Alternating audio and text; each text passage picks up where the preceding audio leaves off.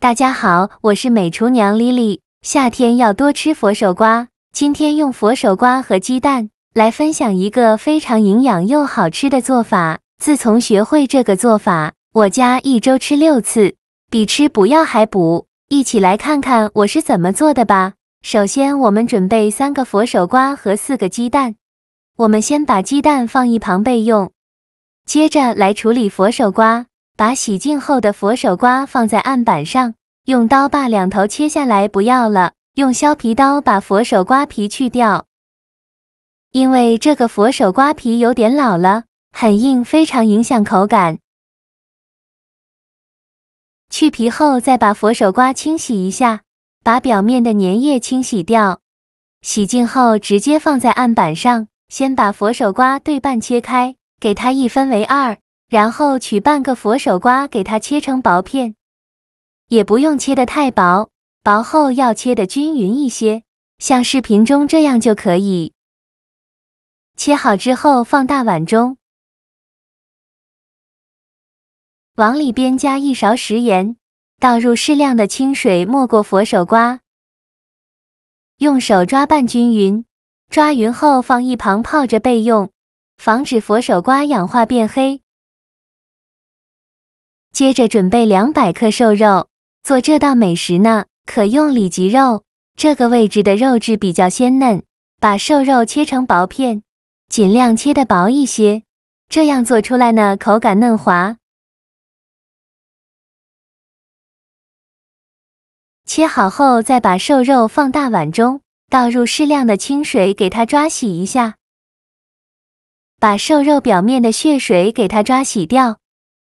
抓洗1-2分钟就可以，再给它控水捞出，用力挤干瘦肉的水分，尽量多挤一会，挤得越干越好。挤干水分后，再把瘦肉放入大碗中。现在来腌一下瘦肉，往里边加1勺生抽，加1勺蚝油，加1勺食盐，加适量的胡椒粉，用手抓拌均匀，让每一片瘦肉都能裹上一层料汁，尽量多抓拌一会。让瘦肉把这些料汁完全吸收。再打入1颗鸡蛋清，再加1勺玉米淀粉，这样做出来的瘦肉呢会更加的嫩滑。继续给它抓拌均匀，让瘦肉把这些蛋清和淀粉完全吸收，顺着一个方向搅拌，搅拌至肉片上劲，最后抓拌成这样的状态就可以。再加1勺食用油，继续给它抓拌均匀，让每片瘦肉都能裹上一层食用油，这样可以防止瘦肉粘连在一起，而且做出来口感会更加的嫩滑。抓匀后放一旁腌制10分钟。趁这个时机呢，准备几朵洗净后的口蘑，没有口蘑的可以用香菇或者是杏鲍菇，给它切成薄片，薄后切得均匀一些。切好之后放入盘中，再准备1块生姜，先给它切成薄片，再切成细丝。切好后放入盘中，再准备几根小葱，把葱白和葱叶分开，把葱白切成小段。切好后放入盘中，再把葱叶切成葱花。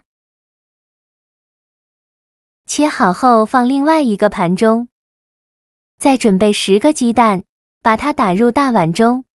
鸡蛋打好后，先放一旁备用。起锅烧热，放少许油，油热后倒入鸡蛋，不用铲子搅散。先给它煎2分钟，把底部煎至定型，开中火慢煎。2分钟后晃动一下锅，看一下底部已经定型了，用铲子翻一下面。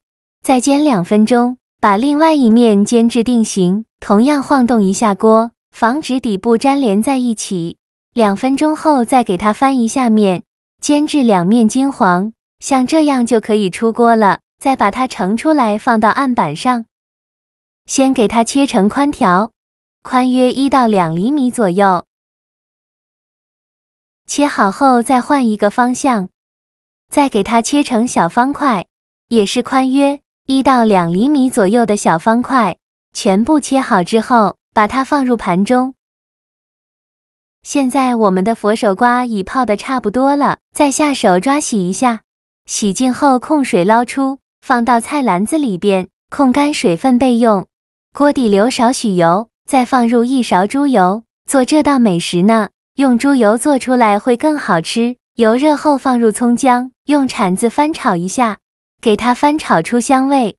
炒香后再把口蘑放进来，继续用铲子翻炒，把口蘑炒软，翻炒1-2分钟左右。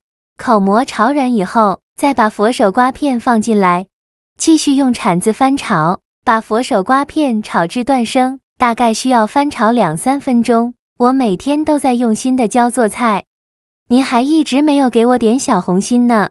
一个小红心对您来说只是举手之劳，但是对于我来说却高兴到睡不着觉。这个视频麻烦您帮忙点个免费的小红心，下次不会做还能找到我。非常感谢大家的支持。佛手瓜炒软以后，再把鸡蛋放进来，再根据家里人的数量倒入适量的开水，这里的水呢，一定要加开水，这样做出来的汤汁呢才会浓白好喝。用铲子搅拌一下，开大火烧开，烧开后转中火，盖上盖子煮5分钟，把佛手瓜煮熟。5分钟后，我们打开盖子看看，哇，好香啊！现在的佛手瓜也煮得差不多了。再把肉片放进来，一片一片的放进来，全部放进来以后，先不着急搅拌，先给它煮1分钟，把肉片煮至定型。1分钟后，给它翻一下面，再给它煮1分钟。1分钟后再翻一下面，煮至肉片变成这种白色的时候，我们再来调一下味，加1勺食盐，加适量的胡椒粉，其他任何调味料都不用放，继续用铲子搅拌均匀，搅匀后就可以出锅了。再把它盛出来放入大碗中，再撒点葱花点缀一下，再放点枸杞，这样吃着会更加的营养。像这样非常营养又好喝的佛手瓜鸡蛋汤就做好了，看一下汤汁浓白，非常有食欲。佛手瓜瘦肉鸡蛋汤是一款补钙汤。佛手瓜属于高钙和高维生素的蔬菜，鸡蛋和瘦肉呢，含有优质蛋白质和钙质，两者搭配让营养倍增。汤汁喝起来很清爽，利于肠胃吸收。佛手瓜是夏季上市的蔬菜，不如试试这样吃，低脂又健康，汤汁清淡美味，还可以为孩子补充营养。好啦，今天的视频就分享到这里了。这个视频麻烦您帮忙点个免费的小红心，下次不会做还能找到我。